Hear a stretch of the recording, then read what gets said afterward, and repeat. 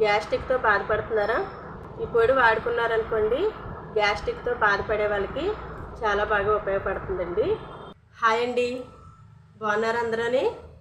ఈరోజు ఎవరైతే గ్యాస్ట్రిక్తో బాధపడుతున్నారో అలాంటి వారికి నా సీక్రెట్ పొడి ఒకటి చెప్తానండి. చూడండి, ఇది ఎలా తయారు చేసుకోవాలో చెప్తాను. చూడండి, ఒక గ్లాసు జీలకర్ర. ఎవరికైతే గ్యాస్ట్రిక్తో బాధపడుతున్నారో వాళ్ళకి ఎక్సలెంట్గా ఈ పొడి అనేది చాలా బాగా ఉపయోగపడుతుంది. ఎందుకంటే గ్యాస్ట్రిక్కి చాలామంది ట్యాబ్లెట్స్ వాడుతూ ఉంటారు కదండి. గ్యాస్ట్రిక్కి లైఫ్ లాంగ్ ట్యాబ్లెట్ వాడారనుకోండి, అలా కొద్ది కాలం వాడుతుల్లోకి కిడ్నీ మీద ఎఫెక్ట్ అనేది పడుతుందండి. అందుకని ఇంగ్లీష్ బిళ్ళలు వాడకూడదు ట్యాబ్లెట్స్ అనేవి. ఇప్పుడు ఇలాగే పొడి చేసుకుని మీరు పక్కన పెట్టుకుని ఎలా వాడాలో కూడా నేను చెప్తాను. అలా కనుక మీరు వాడుకున్నట్టయితే అస్సలు మీకు గ్యాస్ట్రిక్ ప్రాబ్లం అనేది రాదండి. ఇలా దోరగా వేపుకోవాలండి. అంటే దీన్ని పచ్చిదానం పోతే చాలన్నమాట. మిక్సీలో చక్కగా నలగడం కోసం ఇలా వేపాలంతే. ఇప్పుడు ఇది ఒక ప్లేట్లోకి తీసుకుందామండి. ఇప్పుడు జీలకర్ర వేపుకున్నాం కదండి,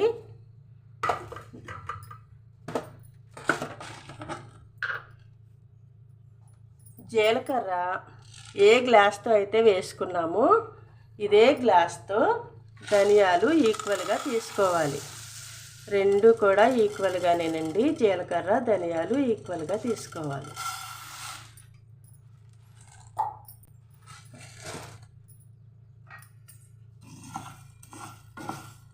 ఇవి కూడా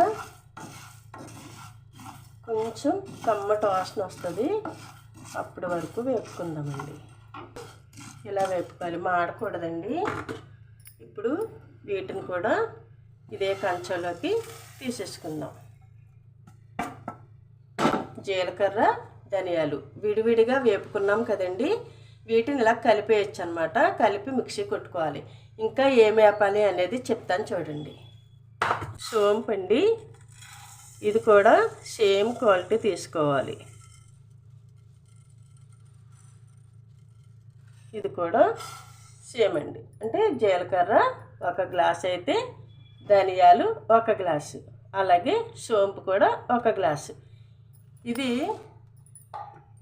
చాలా ఫాస్ట్గా వేగిపోతుందండి. జీలకర్ర ధనియాలకి పట్టినంత సమయం అయితే దీనికి పట్టదనమాట. చూసారా, వేస్తూ ఉండగానే కలర్ ఎలా వస్తుందో.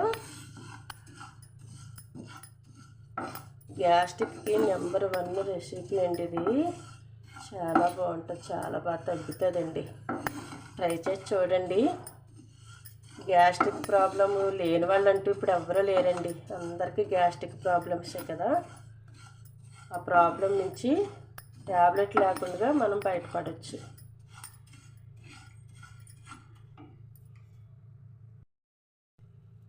చూసారా, సోంపు ఈ కలర్లోకి వచ్చాక ఇప్పుడు ధనియాలు జీలకర్ర వేపుకున్న దాంట్లో దీన్ని కూడా వేసేసుకుందామండి. ఇవి కొత్త వాళ్ళకి ఎలా వేపాలి, ఎంతవరకు వేపాలో తెలియకపోతే నేను ఒక చిన్న చిట్కా చెప్తాను ఇక్కడ. ఇవి నోట్లో వేసుకున్నప్పుడు కరకరమ ఆడాలన్నమాట.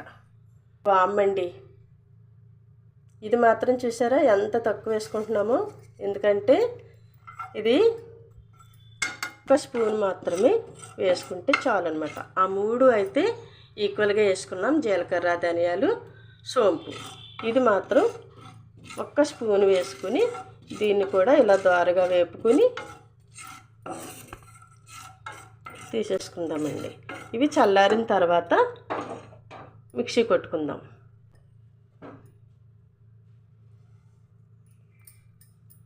వేపినప్పుడు మాత్రమే విడివిడిగా వేపాలండి. తర్వాత దీన్ని కలిపి మిక్సీ కొట్టుకుందాం. చూడండి ఇప్పుడు చక్కగా ఇవి చల్లారిపోయినాయండి. ఇప్పుడు దీన్ని మిక్సీ కొట్టుకుందాం. మిక్సీ కూడా పొడిగా ఉండాలండి, తడి ఉండకూడదు. అలాగే మన చేతులు కూడా పొడిగా ఉండాలి. ఇప్పుడు దీన్ని మిక్సీ కొట్టుకుందాం. చూసారా, చక్కగా ఇలా పొడి చేసుకోవాలండి.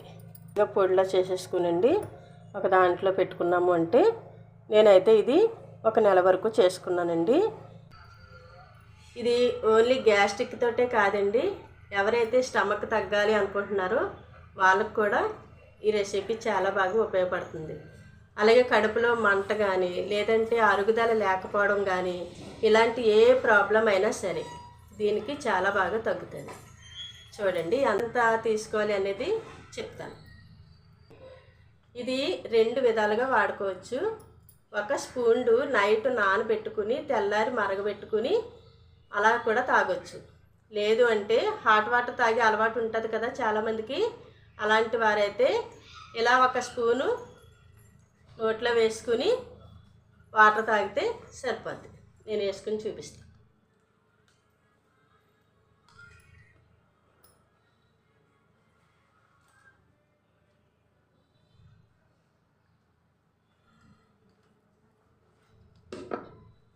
ఇంతేనండి, ఇలా వేసుకోండి, గ్యాస్ట్రిక్ని పోగొట్టుకోండి.